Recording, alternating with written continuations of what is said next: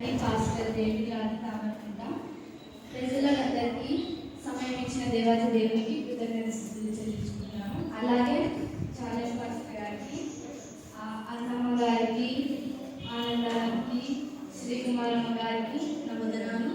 ఈరోజు నేను చెప్పబోయే వాక్యాంశం గాడ్స్ లవ్, దేవుని ప్రేమ. John 3rd chapter 16th verse, యోహాను సువార్త 3వ అధ్యాయం 16వ వచనం. దేవుడు లోకమును ఎంతో ప్రేమించెను కాగా తన అద్వితీయ కుమారునిగా పుట్టిన వాని యందు విశ్వాసం ఉంచి ప్రతివాడు నశింపక నిత్య జీవం పొందినట్లు ఆయనను అనుగ్రహించెను. దేవుని ప్రేమ శాశ్వతమైన ప్రేమ. ఇర్మియా 3:31-3. శాశ్వతమైన ప్రేమలో నేను మిమ్మును ప్రేమించుచున్నాను కనుక విడువక నీ ఎడల చూపించున్నాను. హద్దు లేని ప్రేమ, ఎల్లలు లేని ప్రేమ, లాభం ఆశించని ప్రేమ యేసు ప్రేమ. హల్లెలూయా. హద్దులు లేని ప్రేమ యేసు ప్రేమ. తల్లిదండ్రుల ప్రేమకు లిమిట్స్ ఉంటాయి, బంధుమిత్రుల ప్రేమకు లిమిట్స్ ఉంటాయి, స్నేహితుల ప్రేమకు లిమిట్స్ ఉంటాయి, కానీ యేసయ్య ప్రేమకు నో లిమిట్స్, అన్లిమిటెడ్ ప్రేమ. Jesus love. హల్లెలూయా. దేవుని ప్రేమ వెతికి రక్షించే ప్రేమ.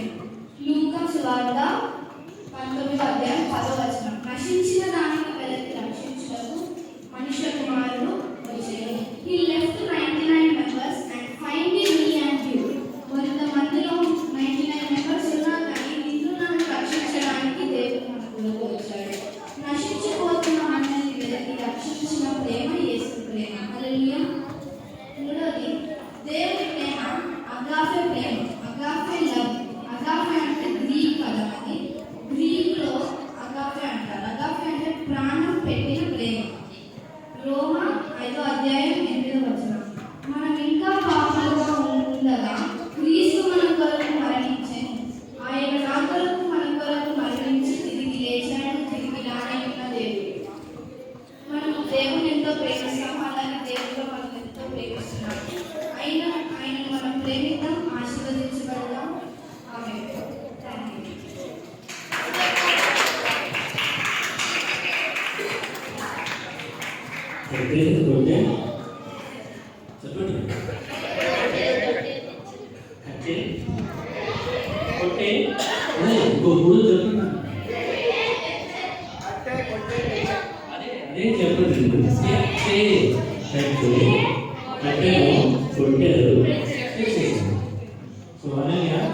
చక్కగా సింపుల్గా సూటిగా చెప్పవలసింది చెప్పేసింది.